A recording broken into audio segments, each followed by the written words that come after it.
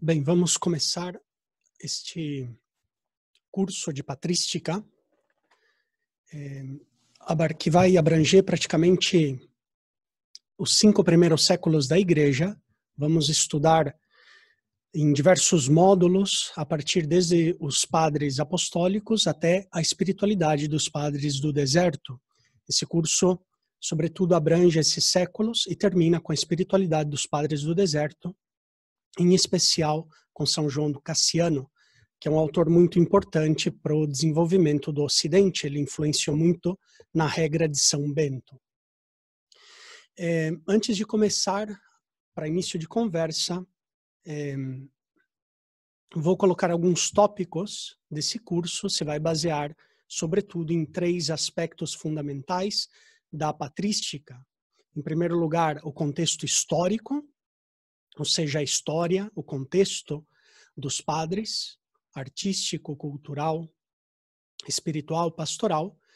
E depois também o segundo tópico que se vai basear esse curso é o contexto da catolicidade, ou seja, a doutrina dos padres da Igreja.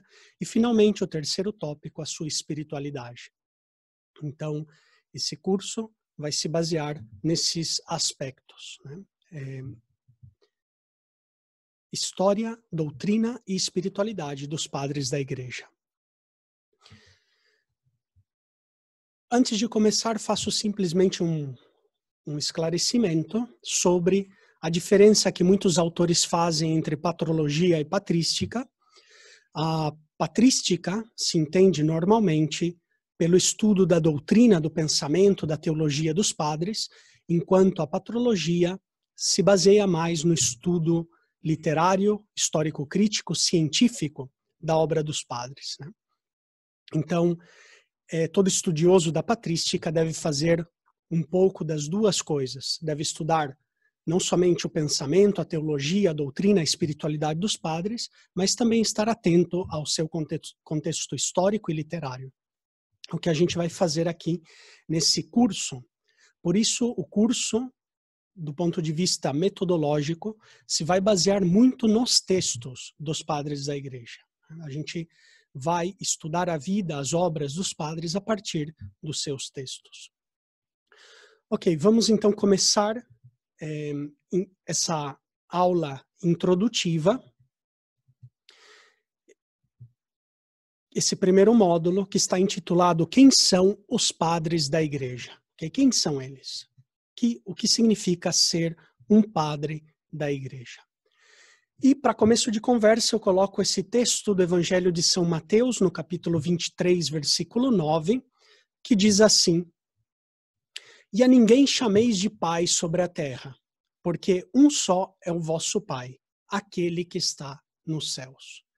Começo com essa dificuldade, ou seja, Jesus, no Evangelho de Mateus, nos diz que não devemos chamar ninguém pai sobre a terra. Como então é possível que a Igreja, que nós chamamos a esses escritores, a esses doutores, a esses santos, a esses mártires dos primeiros séculos, como é possível que nós os chamemos padres da Igreja? E para solucionar esse problema, venhamos também ao texto da Sagrada Escritura de São Paulo, na carta aos Efésios, capítulo 3, versículos 14 a 15, diz assim: Por esta causa, dobro os joelhos em presença do Pai, ao qual deve o seu nome toda a paternidade no céu e na terra. Ou seja, esse primeiro texto nos está dizendo, São Paulo, que existe uma paternidade no céu e na terra. Que essa paternidade deriva da paternidade de Deus. Deus é Pai por excelência e transmite, por assim dizer, a sua paternidade a outros seres no céu e na terra. E tem, além disso, outro texto de São Paulo, conhecidíssimo, na primeira carta aos Coríntios, capítulo 4, versículos 14 a 15, diz assim: Não vos escrevo estas coisas para vos envergonhar, mas admoesto-vos como meus filhos muito amados. Com efeito, ainda que tivesseis 10.000 mestres, algumas traduções colocam 10.000 pedagogos em Cristo, não tendes muitos pais. Ora, fui eu que vos gerei em Cristo Jesus, pelo Evangelho. Uma vez mais, vemos aqui o apóstolo Paulo, que ele fala de uma paternidade. E não somente isso, ou seja, Paulo se coloca como exemplo de paternidade. Ele se coloca como pai dessa comunidade dos cristãos de Corintos, dizendo, eu vos gerei em Cristo Jesus pelo Evangelho. Como então explicar aquela proibição de Jesus de não chamar ninguém pai sobre a terra? Vemos além disso que temos um exemplo também tirada da literatura patrística dessa paternidade. Vamos ler um texto do martírio de São Policarpo. São Policarpo foi discípulo de São João Evangelista, bispo de Esmirna, e temos um escrito que se chama, intitulado justamente assim, o Martírio de São Policarpo, onde se narra a morte do santo. Esse escrito é interessante, possivelmente é uma carta circular, que foi publicado 1 ano depois da morte de São Policarpo. Se diz que São Policarpo foi martirizado no ano 155, 156 aproximadamente. Então essa carta é 1 ano depois, para celebrar o nascimento, a vida eterna desse grande mártir, discípulo de São João. E diz assim o texto do martírio de São Policarpo. O próprio procônsul ficou estupefato e mandou seu arauto ao meio do estádio para anunciar 3 vezes. Ou seja, o que está acontecendo aqui, vai o arauto do procurador, do procônsul, e clama 3 vezes no meio do estádio. Policarpo se declarou cristão. A essas palavras do arauto, toda a multidão de pagãos e judeus que moravam em Esmirna, com furor incontido, começou a gritar essa multidão. Eis o mestre da Ásia, o pai dos cristãos, o destruidor de nossos deuses. É ele que ensina muita gente a não sacrificar e a não adorar. Como nós podemos ver aqui, esse texto do século II coloca na boca desses pagãos que reconhecem a Policarpo como mestre da Ásia e como pai dos cristãos. Ok, como explicar então aquela proibição de Jesus de não chamar ninguém pai sobre a terra? Para isso, vamos basear-nos no grande mestre Santo Ireneu de Leão, que nos explica em que sentido a Bíblia usa o termo pai. Ele, nesse escrito que ele escreveu contra todas as heresias, o Adversus Hereses, no livro 4, Ireneu diz assim: a palavra filho, como disse alguém antes de nós, pode ser entendida de 2 maneiras.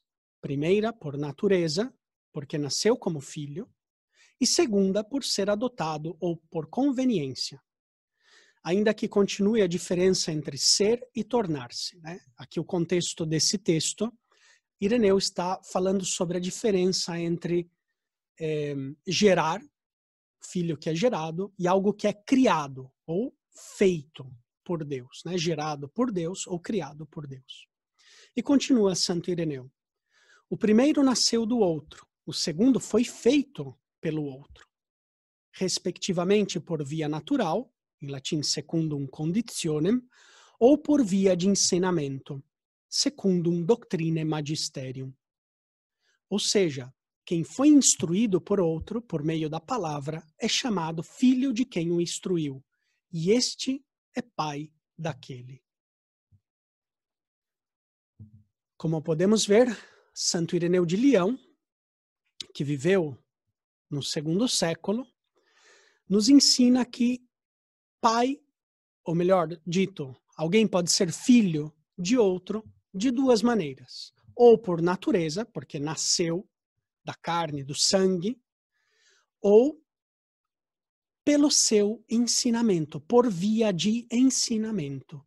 Ou seja, quem é instruído por outro se torna filho do seu mestre. E agora a gente pode entender melhor aquelas palavras de Jesus no Evangelho, de Mateus, no capítulo 23. Não chamar ninguém pai sobre a terra. Porque, de fato, no mesmo capítulo 23, versículos mais adiante, Jesus diz aos fariseus e aos mestres da lei que queriam matá-lo, que eles estão fazendo a obra dos seus pais. Como é possível que Jesus, que tinha dado essa proibição, e em seguida ele rompe a sua própria proibição e afirma que os fariseus e os mestres da lei, querendo matar Jesus, estão cumprindo, estão fazendo o mesmo que seus pais, né? Se entendem por isso, pelo magistério, pelo ensinamento da doutrina. Portanto, os padres da igreja são os nossos pais na fé por causa da sua doutrina, do seu magistério. Ok, para entender então melhor quem são os padres da igreja, gostaria de compartilhar com vocês um texto de um autor do século V, São Vicente de Lérins. Ele foi presbítero de uma pequena ilha no Mediterrâneo francês, chamado Lérins, Lerins, em francês, e ele escreveu uma obra intitulada O Communitorium. É um opúsculo muito breve, em que ele ensina o cristão a distinguir a verdade católica, ele diz, da falsidade, da heresia, nessa pequena obra. Ele ensina diversos critérios metodológicos para discernir a verdade católica da falsidade dos hereges, né? E é interessante essa obra não somente do ponto de vista do método patrístico, porque ensina o método patrístico, como os padres faziam teologia, baseados na tradição, baseados na escritura, e depois também na razão, no ensinamento dos padres. Mas é interessante também que São Vicente nos descreve um padre da igreja nessa pequena obra que ele escreve. Ele nos diz que ele escreveu essa obra 3 anos depois do Concílio de Éfeso. Então, o Concílio de Éfeso no ano de 431, portanto, essa obra é do ano 434, ou 435, a mais tardar, né? O Communitório. Diz assim, no capítulo 3º do Communitorium de São Vicente de Lérins: e se surge uma nova opinião acerca da qual nada tinha sido ainda definido, ele se pergunta. Então, o cristão indagará e confrontará as opiniões de nossos maiores, de nossos predecessores, mas somente daqueles que sempre permaneceram na comunhão e na fé da única Igreja Católica e vieram a ser mestres aprovados da mesma. Ou seja, mestres aprovados da igreja. Magistri probabilis, diz São Vicente. Ou seja, o que deve fazer um cristão ao surgir uma nova opinião teológica, uma nova dificuldade pastoral, o que deve fazer? Deve reunir e confrontar a opinião dos maiores, ou seja, dos padres da igreja.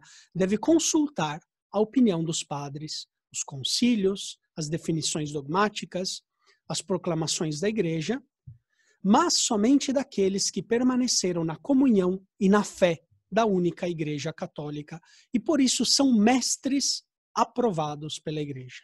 Magistri probabilis.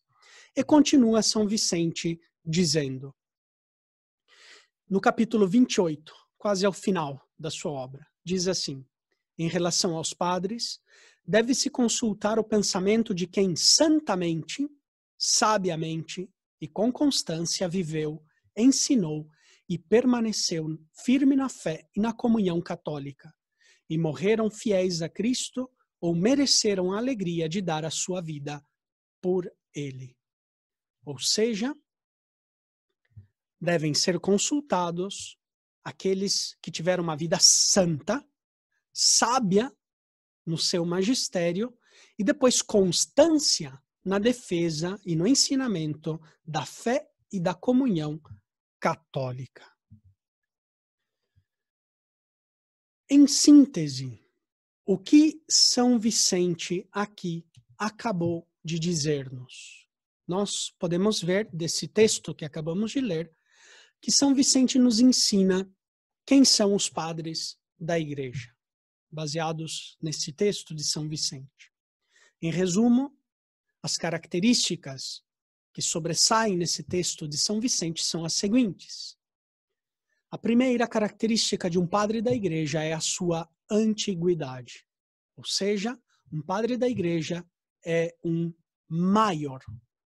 Os padres são os maiores, ou seja, os antepassados da nossa fé. São os pais, são os patriarcas da nossa fé. Hoje, na igreja, nós temos que falar, temos uma crise da paternidade, né? Nós já não queremos ser filhos dos pais da igreja. Nós, muitas vezes, temos essa tentação de autonomia, nos sentimos já grandes, adolescentes grandes, libertos das amarras paternas, por assim dizer, né? Mas isso é um grande engano. São João Paulo II nos ensinava, dizia muitas vezes, que o grande problema da igreja é que muitos querem ser mestres sem antes ter sido discípulos. Por isso, se nós realmente queremos ser bons cristãos, devemos, em primeiro lugar, ser filhos dos pais, né, da igreja. E essa é a primeira característica, a antiguidade. Eles são os nossos pais. A eles nós devemos um dever de respeito, de veneração na fé, né? São santos canonizados pela igreja. Também o quarto mandamento, em certo sentido, honrar pai e mãe. A eles também se refere, né? Honrar os nossos maiores na fé. Segunda característica que sobressai do texto de São Vicente, que resume muito bem o que é um padre da igreja, é a santidade de vida. Ou seja, viveram na santidade de vida. Isso não significa que os padres da igreja são deuses, são imaculados.